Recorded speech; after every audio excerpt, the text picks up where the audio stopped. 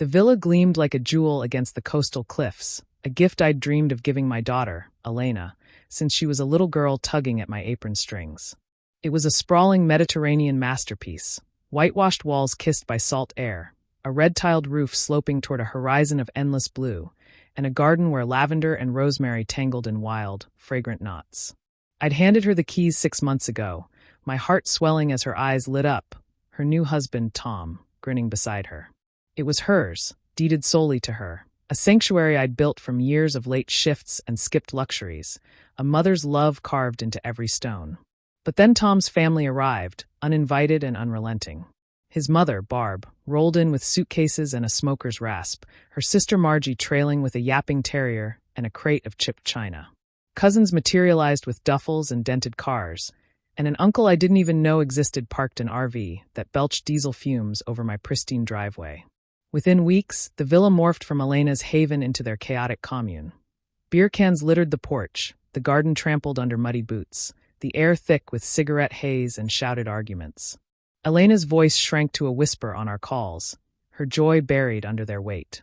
I watched, helpless, as my gift became their playground, until one blazing afternoon, I marched through the chaos, deed in hand, and unleashed a single, steel-edged line that turned their occupation into a frantic exodus, leaving skid marks and silence behind. That I'd always been a planner, the kind of woman who kept a ledger of every penny and a calendar of every goal.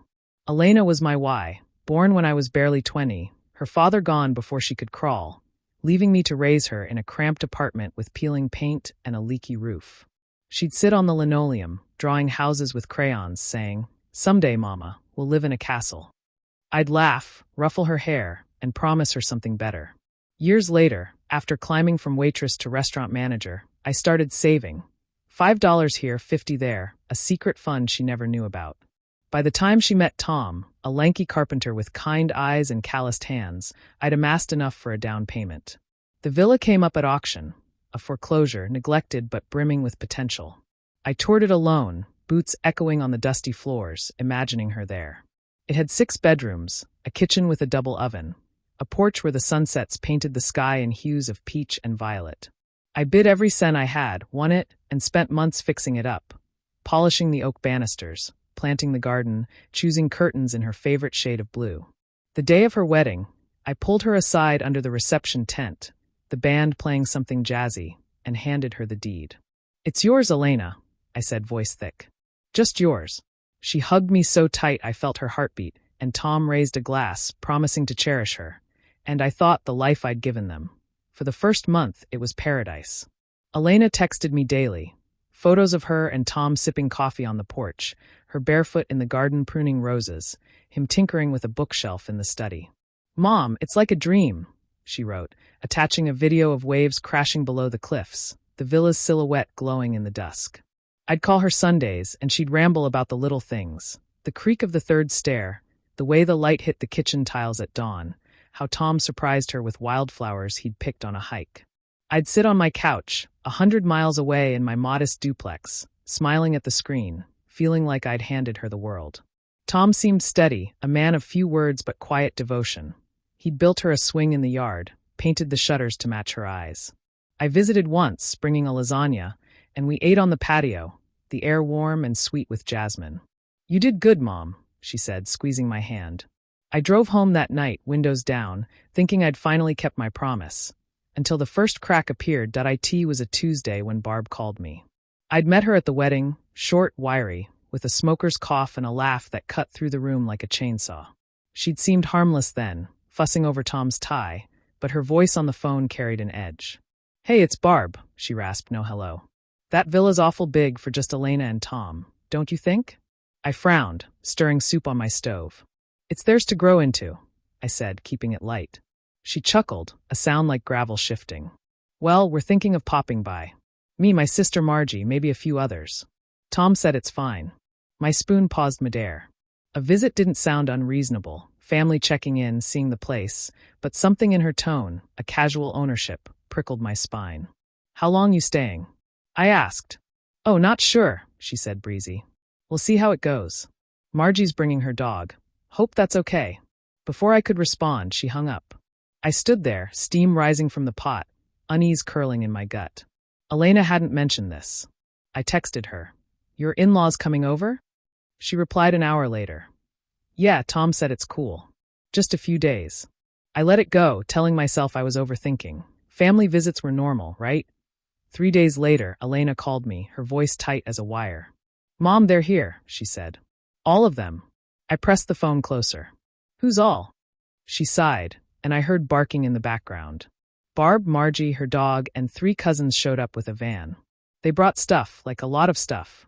I sank into a chair, picturing the villa's clean lines cluttered with chaos. What kind of stuff? I asked. Suitcases, a mattress, boxes of pots and pans.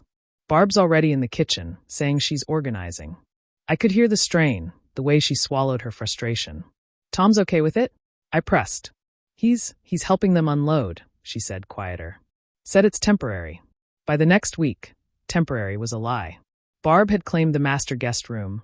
Margie took the one with the sea view, and the cousins, 2 brothers and a sister, all in their 20s, spread sleeping bags across the den. An uncle I'd never heard of rolled up in a rusting RV, parking it crookedly across the driveway, its awning sagging over Elena's roses.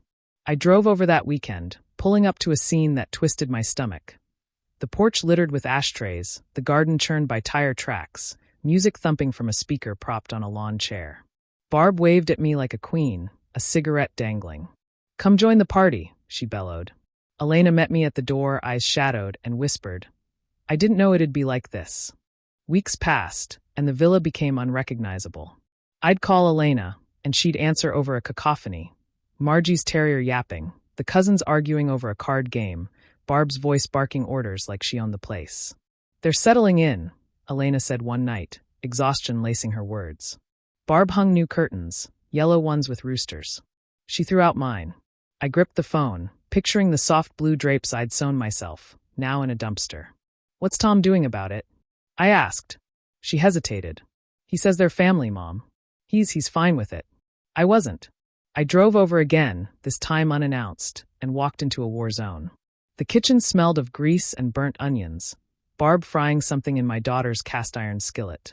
Margie's dog had chewed a corner of the rug, and the cousins had dragged a stained couch onto the porch, where they sprawled with beers, laughing at some crude joke. Tom's uncle, a grizzled man named Ray, was under the RV with a wrench, oil pooling on the gravel.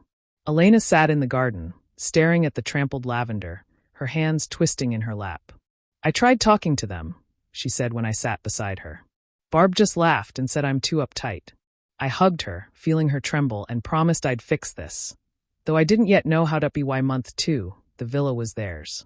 Barb had rearranged every room. My daughter's minimalist style drowned in gaudy thrift store finds.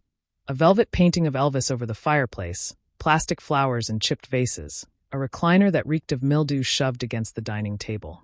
Margie's laundry hung on a line strung across the porch, her dog's hair coating the floors. The cousins threw parties, inviting strangers who left cigarette butts and broken bottles in the yard. Ray's RV became a fixture, its generator humming day and night, while he grilled mystery meat on a hibachi, the smoke wafting into Elena's bedroom window. I visited again, stepping over a spilled bag of chips in the foyer, and found Elena in the kitchen, scrubbing a sink full of dishes that weren't hers. They don't clean, she muttered. Tom says I'm overreacting. I looked at her, pale, hair limp, the spark gone, and felt rage bubble up. Barb waltzed in, apron on, and said, Oh, good you're here. We're low on milk. Can you grab some? I stared, incredulous, as she turned back to her frying pan. That night, I cornered Tom in the garage, where he was sanding a plank. This is Elena's house, I said, voice low. Your family's trashing it. He shrugged, eyes on his work. They're just settling us in. They'll leave soon. I left fuming, knowing soon was a fantasy. Elena stopped calling. Our Sunday chats dwindled to texts, short, clipped. Busy. Fine. Talk later. I'd scroll through her old photos, the ones from those first weeks, and ache for the girl who danced barefoot in her new home. When I pushed, driving over uninvited, I'd find her withdrawn, orbiting the chaos like a ghost.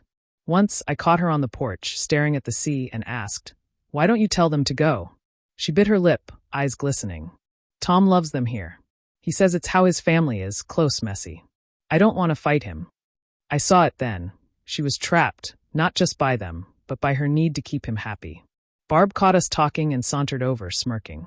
"This place is perfect for us," she said, like it was hers. "Big family needs a big house." I swallowed a retort, but the seed of a plan took root. I'd given Elena the villa, and I'd be damned if I let them steal it. Month 3 brought the breaking point. Elena called me at midnight, voice shaking. "They threw a party, 50 people, Mom. The fountains cracked, the gardens ruined, and someone puked in the hall." I drove over at dawn, fury propelling me. The villa looked like a frat house after a bender. Trash everywhere, a tire swing dangling broken from an olive tree, the front door scratched where Ray's dog had clawed it. Inside, Barb lounged on the couch, coffee in hand, while Margie swept half-heartedly. The cousins slept sprawled across the den, and Ray tinkered with his RV, oblivious. Elena met me in the kitchen, eyes red. "I can't do this," she whispered. "But Tom won't back me up." I hugged her, then marched to Tom, who was hosing off the porch. "This ends now," I said. He sighed, water dripping from the nozzle. "They're not hurting anyone. Elena's just stressed." I pointed at the wreckage. "This is her house, not theirs." He turned away, muttering, "Family stays." That's when I knew words wouldn't fix this. I needed leverage that I went home, pulled the deed from my safe, and stared at it. Elena's name in bold, no mention of Tom or his clan. It was my ace. I spent days plotting, pacing my duplex, rehearsing what I'd say. I'd tried reasoning, pleading, but they'd dug in like ticks. The villa was legally hers, and I'd use that. I called a friend, a retired cop named Jim, who confirmed it. "Private property. She says leave, they go, or police make them." I didn't want sirens, not yet. I wanted them gone by choice, shamed out. One line kept circling my mind, simple but ironclad, a verbal eviction notice they couldn't dodge. I drove back on a Saturday, the sun high, my resolve higher. The villa thrummed with their noise. Ray's radio, Margie's dog, Barb yelling at the cousins to move a table.